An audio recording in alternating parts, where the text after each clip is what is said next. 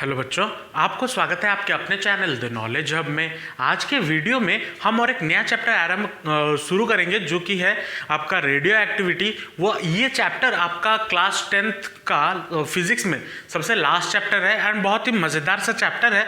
इसमें हालांकि थोड़ा बोरियत लगता है क्योंकि केमिस्ट्री थोड़ा घुस जाता है, लेकिन क्या करें, अब पढ़ना पड़ता है। और साइंस का मज़ा तभी है जब आप सबको कनेक्ट करके पढ़ो, क्योंकि केमिस्ट्री अच्छा नहीं लगता नहीं पढ़ेंगे, फिजिक्स अच्छा नहीं लगता नहीं पढ़ेंगे।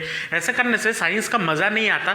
जब आप सबको मिला के पढ़ते हो ना, तब आपको एक डीप अंडरस्टैंडिंग आता है, डीप कॉन्सेप्ट आता है, जिसको बिल्ड करके आप अपने लाइफ में, कैरियर में और आगे बढ़ सकते हो इन फील्ड ऑफ साइंस।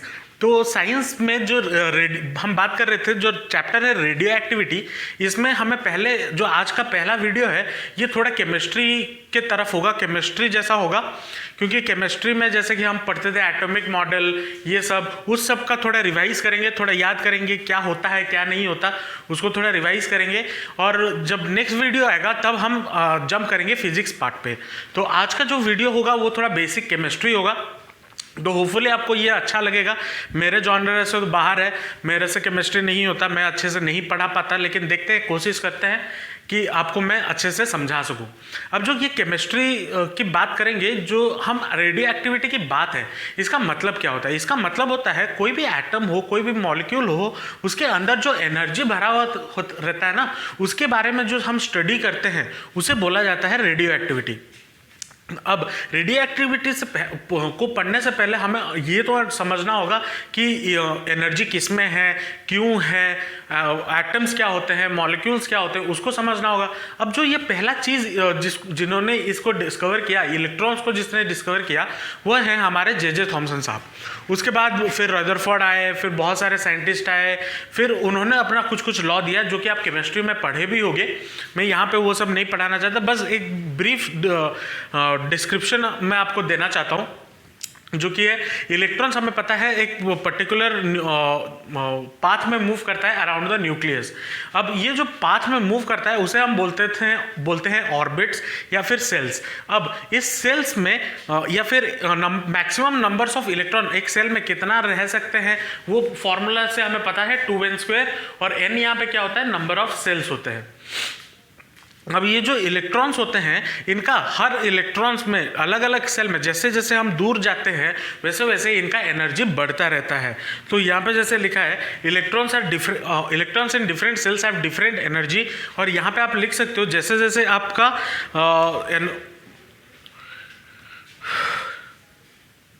जैसे जैसे आपका नंबर ऑफ सेल्स बढ़ता जाएगा, नंबर ऑफ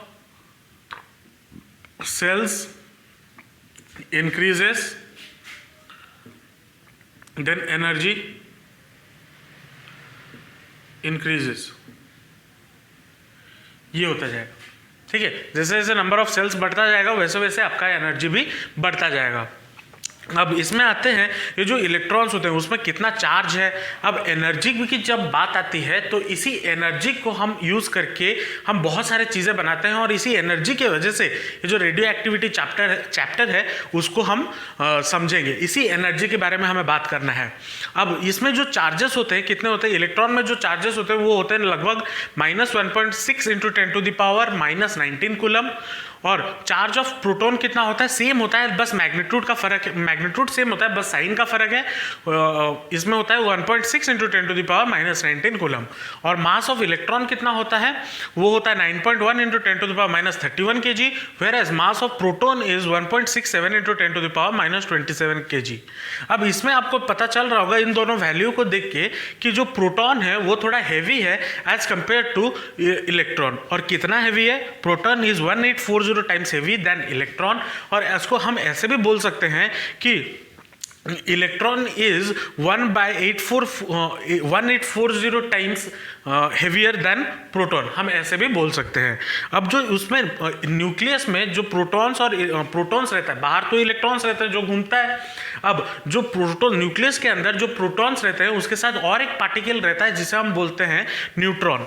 और न्यूट्रॉन क्या होता है, वो इलेक्ट्रिकली न्यूट्रल होता है, और उसका जो मास है वो प्रोटॉन के बराबर होता है, प्रोटॉन के मास के आसपास होता है। तो जो कि है 1.67 × 10⁻⁻27 kg। अब इसमें आता है अब कुछ कुछ चीज़ें जैसे atomic number, mass number. Atomic number क्या होता है, एक न्यूक्लियस में कितने प्रोटॉन्स हैं उसी को हम बोलते हैं एटॉमिक नंबर। और इससे हमें क्या पता चलता है कि ये किस पोजीशन पे आता है, पीरियोडिक टेबल पे किस पोजीशन में, किस जगह पे आता है, हमें एटॉमिक नंबर से पता चलता है। और मास नंबर क्या होता है, total number of nucleons. Nucleons क्या होता है, न्यूक्लियस के अंदर जो जो कॉन्स्टिट्यूएंट होते हैं, जो कि प्रोटॉन है, न्यूट्रॉन है, उसके अंदर जो जो कॉन्स्टिट्यूएंट होते हैं उसे बोला जाता है मास नंबर, और उसे डिनोट किया जाता है कैपिटल ए से। अब कोई भी एलिमेंट या फिर कोई भी एलिमेंट को जब हम रिप्रेजेंट करते हैं, अगर मान लीजिए एक्स आपका एलिमेंट है, तो ये जो ऊपर ए होता है वो होता है मास नंबर, ऊपर लिखा जाता है मास नंबर, और नीचे लिखा जाता है आपका एटॉमिक नंबर या फिर नंबर ऑफ प्रोटॉन्स, और यहाँ पे होता है नंबर ऑफ प्रोटॉन्स पर प्लस न्यूट्रॉन। तो अगर हमें ये पता है, हम नंबर ऑफ न्यूट्रॉन्स निकाल सकते हैं। ये a mass number minus atomic number अगर कर दे, हमें क्या मिल जाएगा, नंबर ऑफ न्यूट्रॉन्स मिल जाएगा। अब इसी बेसिस पे जो एलिमेंट्स होते हैं वो 3 कैटेगरी में डिवाइडेड है, जो कि है आइसोटोप, आइसोबार, और यहाँ पे जगह नहीं हुआ इसलिए मैंने यहाँ पे कोपचे में लिख लिया है आइसोटोन्स। होपफुली आपको दिख रहा होगा। अब ये आइसोटोप्स क्या होते हैं, आइसोटोप्स होते हैं जिसका एटॉमिक नंबर सेम होता है, जेड सेम होता है, लेकिन अलग अलग मास नंबर होते हैं, अलग अलग मास नंबर होते हैं और सेम एटॉमिक नंबर होता है। कुछ एग्जांपल्स जैसे देखें तो हाइड्रोजन हमारे जो एटमॉस्फेयर में मिलता है वो होता है ड्यूटेरियम, और जो ये प्रोटियम और ट्राइटियम है, ये प्रोटियम सबसे हाईली अनस्टेबल है, ये इसका जो लाइफ स्पैन है ना वो बहुत कम होता है। जैसे जैसे आप आगे बढ़ोगे हम इसके बारे में और डिटेल में पढ़ेंगे, जहाँ पे न्यूक्लियर रिएक्शंस वगैरह होगा, जहाँ वहाँ पे हम प्रोटियम, ड्यूटेरियम, ट्रिटियम के बारे में और डिटेल में पढ़ेंगे। लेकिन ये बस एग्जाम्पल्स हैं, और आइसोटोप्स क्या होता है बस बताया जा रहा है। और आइसोबार्स क्या होता है, आइसोबार्स होता है atoms of different elements which have the same mass number but different atomic number. यहाँ पे मास नंबर सेम होता है लेकिन अलग अलग एटॉमिक नंबर होते हैं। जैसे कि एग्जाम्पल गिवन है सोडियम का और मैग्नीशियम का, इनका मास नंबर सेम है 23 और 23। और जो तीसरा एग्जाम्पल है वो है आइसोटोन। आइसोटोन क्या होता है, different number of protons but same number of neutrons. Neutrons यहाँ पे सेम होता है।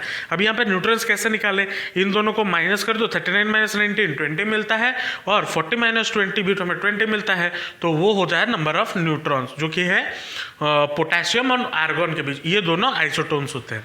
तो ये थे आपके कुछ brief discussion, brief idea about chemistry जो हमने पढ़ा, और रेडियो एक्टिविटी के स्टार्टिंग में जो हमें नॉलेज होना चाहिए, क्योंकि बाद में हम जब आगे जाएंगे इसी का ही ज़रूरत होना होता है, और यही आपका रेडियो एक्टिविटी का बेस है।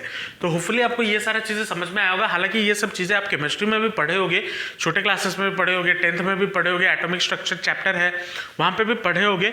होपफुली आपको कोई दिक्कत नहीं आएगा। बस ये इंट्रोडक्टरी वीडियो था, पहला चैप्टर का पहला वीडियो था।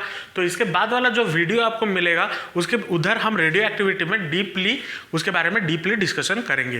होपफुली आपको ये वीडियो अच्छा लगा, और अगर अच्छा लगा तो एक लाइक ज़रूर कर दीजिएगा, अपने दोस्तों के साथ शेयर जरूर कीजिएगा, और कमेंट कर दीजिएगा अगर चाहते हो कि सर के पढ़ाई में कुछ इंप्रूवमेंट लाना है, या फिर जो भी फीडबैक आप देना चाहते हो कमेंट सेक्शन में बताइएगा। मैं अपने आप को इम्प्रूव करने की पूरी कोशिश करूँगा। तो मिलते हैं नेक्स्ट वीडियो में, तब तक के लिए ऑल द बेस्ट, जमकर पढ़ाई करते रहिए, and thanks for watching the video.